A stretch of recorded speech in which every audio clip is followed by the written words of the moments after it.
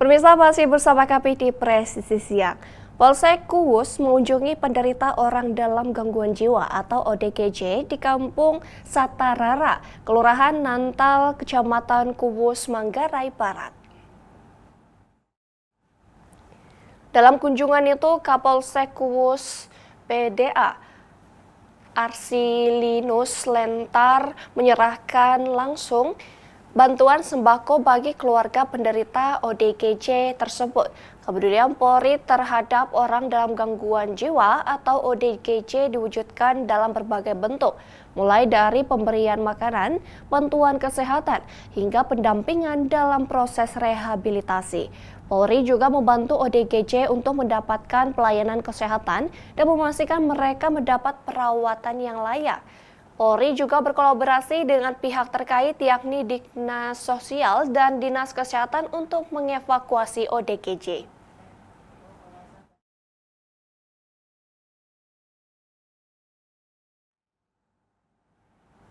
Pemirsa, Wakapolres kawasan Bandara Igusti Ngurah Rai AKBP Igusti Putu Sudara menjadi inspektur upacara peringatan Hari Kesadaran Nasional yang dilaksanakan di Mapolres Bandara. Dalam amanatnya, Wakapolres mengajak seluruh peserta untuk selalu mensyukuri khidmat kesehatan dan kekuatan yang masih diberikan oleh Tuhan Yang Maha Esa, sehingga seluruh anggota dapat menjalankan tugas-tugas kepolisian dengan baik. AKBP Igusti Putu Sudara menekankan bahwa upacara ini bukan hanya sebatas kegiatan rutin bulanan, tetapi syarat makna dalam membentuk karakter dan jati diri anggota Polri. Dalam kesempatan tersebut, Wakapolres juga memberikan apresiasi dan penghargaan setinggi-tingginya kepada seluruh personel atas dedikasi, loyalitas, dan semangat kerja yang telah ditunjukkan selama pelaksanaan Operasi Ketupat Agung 2025 yang berjalan aman, tertib, dan lancar dalam rangka mengamankan arus mudik dan balik lebaran.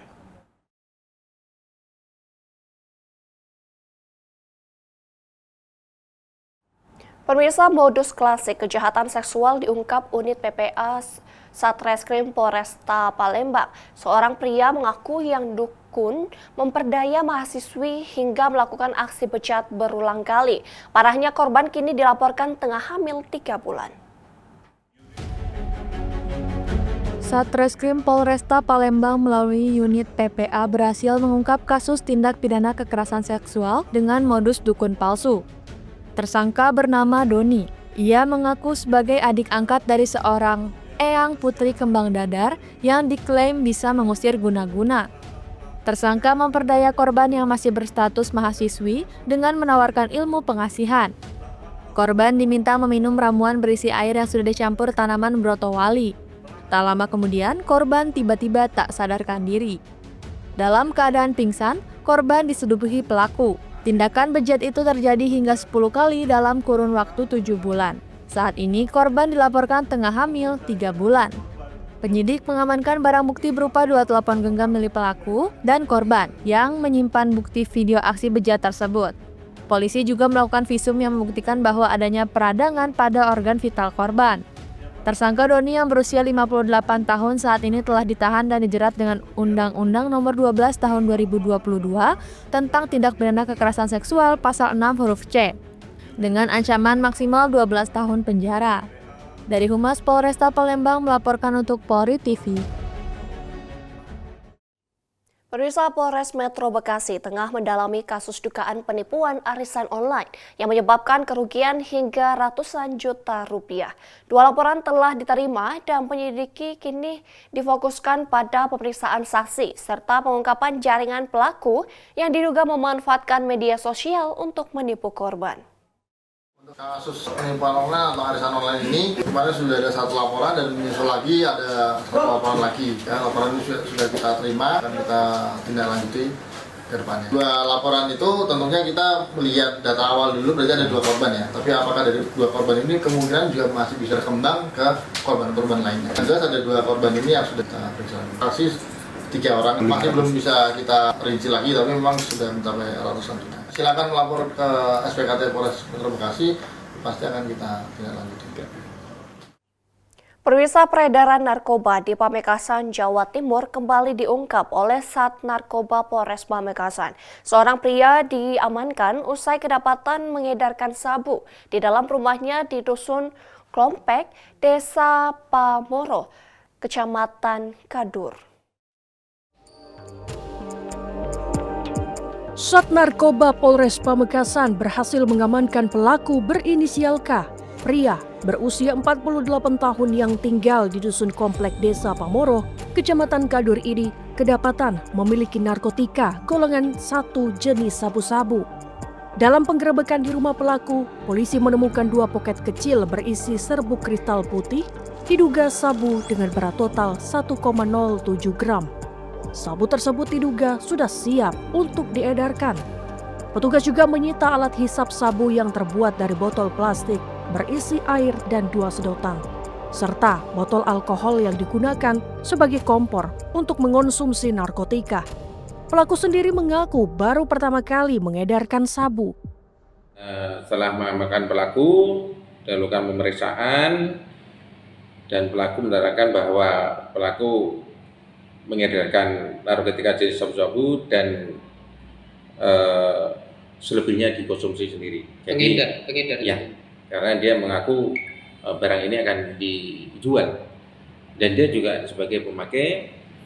Ketika dites urin, dia dinyatakan positif memakai sabu-sabu tersebut. Itu memang sudah menjadi target sebenarnya.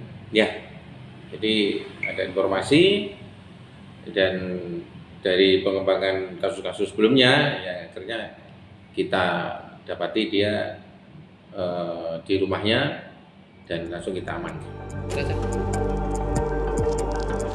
Atas perbuatannya, pelaku dijerat pasal 114 ayat 1, subs pasal 112 ayat 1 junto, pasal 132 ayat 1 Undang-Undang Nomor 35 Tahun 2009 tentang narkotika dengan ancaman hukuman penjara minimal 5 tahun dan maksimal 20 tahun penjara.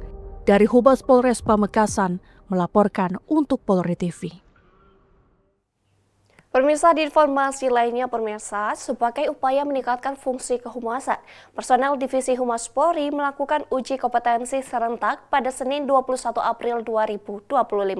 Berikut informasi selengkapnya. Bertempat di Gedung Divisi Humas Polri, Jakarta Selatan pada Senin 21 April 2025, Polri menyelenggarakan uji kompetensi bagi seluruh personel Divisi Humas Polri dan turut diikuti secara daring oleh personel Bid Humas Polda Jajaran.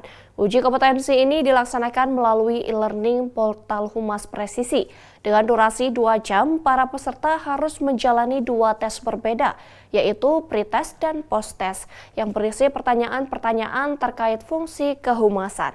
Tujuan diadakannya uji kompetensi ini adalah sebagai upaya peningkatan kompetensi sumber daya manusia di bidang kehumasan, sekaligus sebagai implementasi dari Peraturan Kapolri atau Perkap Nomor 6 Tahun 2023. Kapolri Jenderal Polisi Listio Sigit Prabowo telah meresmikan e-learning portal Humas Presisi pada bulan Maret tahun 2024 lalu dan diharapkan dapat menjadi salah satu upaya peningkatan kemampuan anggota terkait pengetahuan umum kehumasan serta menjadi lebih baik dalam melindungi, mengayomi, dan melayani masyarakat.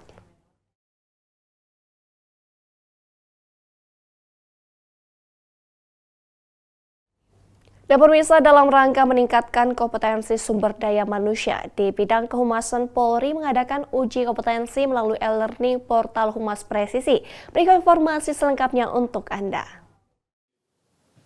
Pemirsa Polri TV, pada hari ini tepatnya Senin 21 April 2025 bertempat di Gedung Divisi Humas Mabes Polri Jakarta Selatan baru saja dilaksanakan kegiatan sertifikasi kehumasan yang dilakukan melalui e-learning portal Humas Presisi dan diikuti oleh sejumlah pejabat utama Divisi Humas Polri dan juga diikuti secara daring oleh Bid Humas Polda Jajaran. Pemirsa, kegiatan ini berlangsung selama kurang lebih 2 jam dan selama 2 jam tadi seluruh peserta yang mengerjakan sertifikasi kehumasan ini mengerjakan 2 jenis tes, yaitu pre-test dan post-test, di mana pertanyaan dan juga soal-soal yang dikerjakan ini berkaitan dengan fungsi kehumasan, dan juga tes ini memang digunakan sebagai tolak ukur dari peningkatan kompetensi sumber daya manusia di lingkungan Humas Polri. Dan pemirsa, kegiatan ini juga berjalan selama kurang lebih 1 minggu, dan kegiatan ini juga nantinya outputnya akan diberikan e-sertifikat kepada seluruh peserta yang dianggap lulus dari uji kompetensi ini.